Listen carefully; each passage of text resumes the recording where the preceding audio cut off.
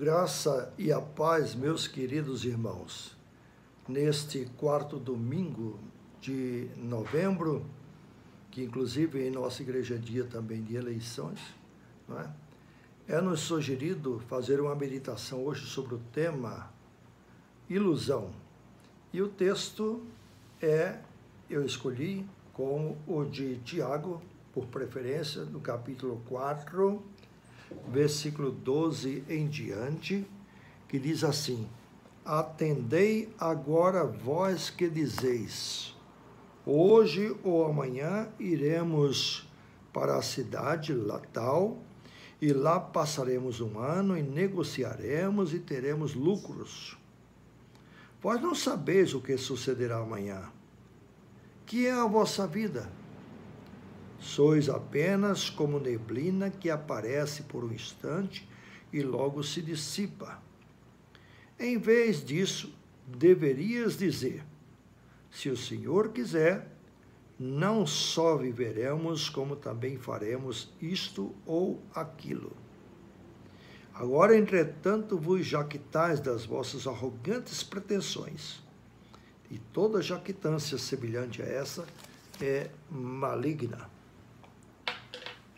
Bom, esse assunto de ilusão é um assunto que cabe dentro de qualquer pessoa, basta prestar atenção. Todos nós, invariavelmente, já passamos e temos também nossas ilusões.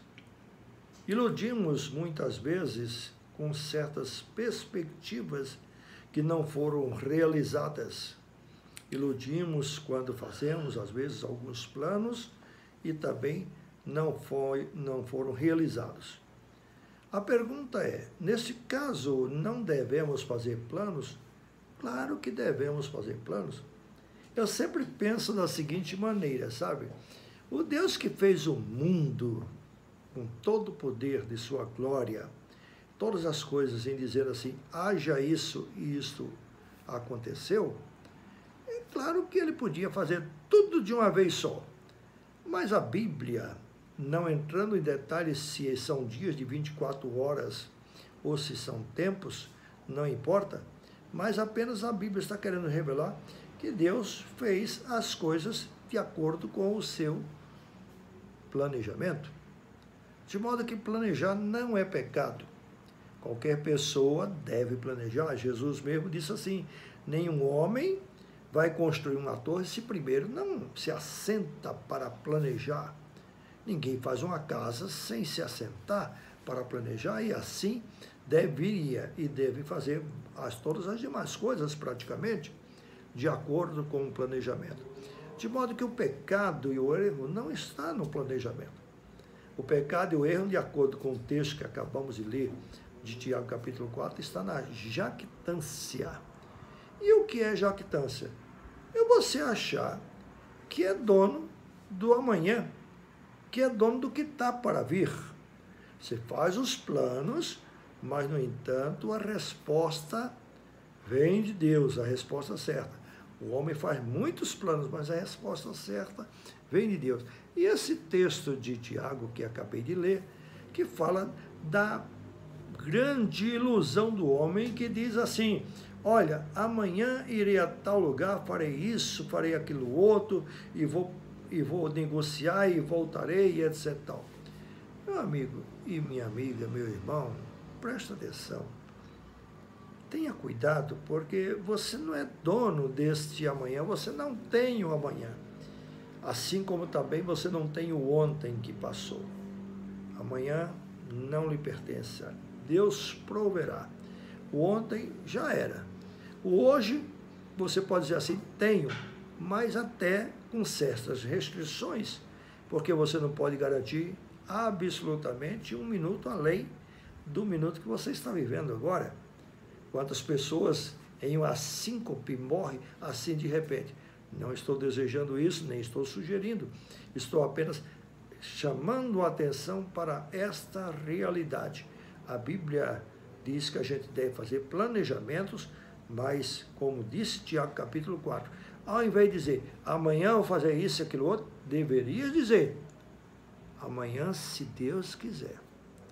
Não só faremos isso, mas faremos aquilo outro. Então, por que isso é importante? Porque a pessoa jactanciosa é a pessoa que pretende e se dispõe a viver sem levar em consideração a Deus, sem levar em consideração suas debilidades, suas fragilidades, suas limitações, seu tempo que não lhe pertence, entendeu? Então, é a pessoa que faz plano e diz, vou fazer isso. Não diga assim, não diga absolutamente isso, porque é se Deus quiser. Se Deus te der vida, se for da vontade de Deus, que aliás, diga-se de passagem, se for da vontade de Deus, queridos, quanto é importante que seja da vontade de Deus.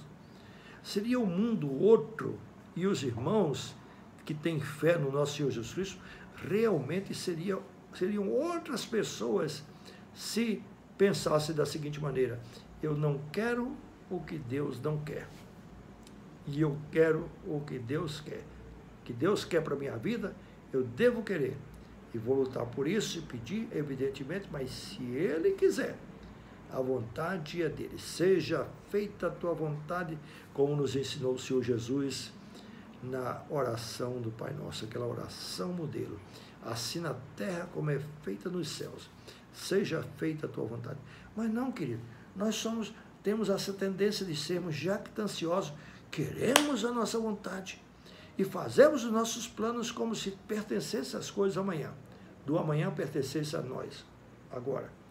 Nós não temos este poder, querido, mas a maior das ilusões do mundo, do homem, é exatamente querer viver sem a perspectiva de Deus, querer viver independente de Deus, querer viver sem se dispor à vontade de Deus, querer viver sem pedir a orientação de Deus, sem buscar saber qual é a vontade de Deus. É uma tremenda ilusão, porque a vida do homem é como uma neblina, disse o texto que acabei de ler. Como disse também Moisés no Salmo 90, diz que o homem é como a erva que viceja e floresce, mas à tarde murcha e seca. Porque tudo passa, tudo é efêmero e realmente passageiro. A sua vida também é assim. Agora, enquanto Deus te dá vida, enquanto Deus te dá oportunidade de viver, cada dia é uma bênção muito grande, mas procure viver para a glória de Deus, para fazer a vontade de Deus, na perspectiva que não é a sua vontade o melhor para a sua vida. A melhor para a sua vida e para a nossa vida é realizar a vontade de Deus.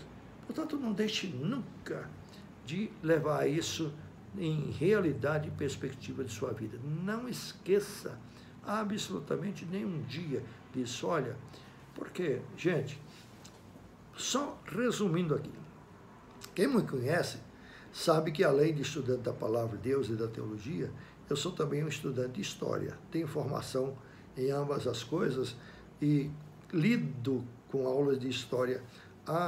Quantos reinos passaram, quantos impérios pereceram, quantas pessoas prepotentes e jactanciosas também bateram as botas, e muitas desses casos, pessoas que estavam em pleno vigor ou fazendo imensuráveis planos jactanciosos. Vou fazer isso, aquilo, outro. Gente, que é a vida do homem, né? Tal qual Deus fez com Nabucodonosor, quando ele pensou que era o tal Deus, o fez viver na erva do campo e comer e viver como se fosse um animal, a ponto de seus pelos e unhas crescerem como no animal. Perdeu realmente o juízo durante um tempo, até que reconheceu que Deus é soberano e que Deus é quem manda. Atualmente, nós estamos nessa perspectiva, assim, sabe, o que vai acontecer com o Brasil, o que vai acontecer com o mundo, o que vai acontecer com os Estados Unidos, se fulano foi eleito? Olha, eu não sei, mas eu sei que Deus sabe. Eu não sei o dia de amanhã, mas a Bíblia me dá segurança de que Deus está no controle do coração do rei, assim como o leito do rio se inclina de acordo com o seu caminho, assim Deus faz o coração do rei também se inclinar segundo a sua vontade. Ah, Senhor, não há ninguém, não é imperador da China, nem da Coreia do Norte ou de qualquer outro lugar dos Estados Unidos, presidente, não importa o tamanho da autoridade, como também a sua vida, como também você. Não há ninguém que esteja fora dos olhos e do alcance do nosso Deus. Coisa boa é saber entregar o meu futuro, o seu futuro para Deus e esperar que Ele determine as coisas, busque fazer a vontade de Deus, deixe que Ele determine. Você quer fazer um negócio?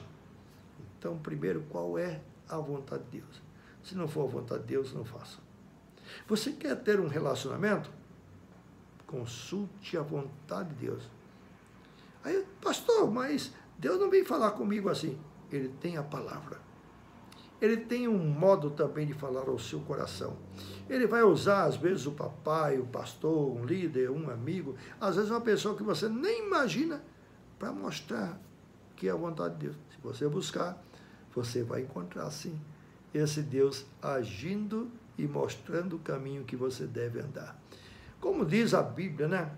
Aos amados de Deus, Ele mostra o caminho que deve andar. Quem é os fiéis a Deus, ele acumula de bênçãos. Não tem como errar. Sabe, não pense em loteria, não pense em ganhar coisas astronômicas do dia para a noite, em detrimento de tantos outros que perdem. Milhares e milhares que vão perdendo e você, eu ganhei. Mas ganhou como? Da ilusão de tantos outros. Eu não quero ganhar desse jeito. Eu quero ganhar o que Deus me dá, com saúde, forças para trabalhar e inteligência de acordo com a vontade dele. É muito bom a gente pensar, não quero nada que Deus não queira para mim. E eu quero o que Deus tem para mim. O que Deus tem para mim é maravilhoso. Sua vontade é certeira na nossa vida, é segura. Então, olha, o que passa disso é tremenda ilusão. Tremenda ilusão. Não queira viver na ilusão. Queira viver diante e na mão potetosa do nosso Senhor e soberano Deus. Ele é maravilhoso. Ele supre as nossas necessidades. Ele cuida de nós. Confie. Em nome de Jesus. Que Deus o abençoe, queridos. Amém.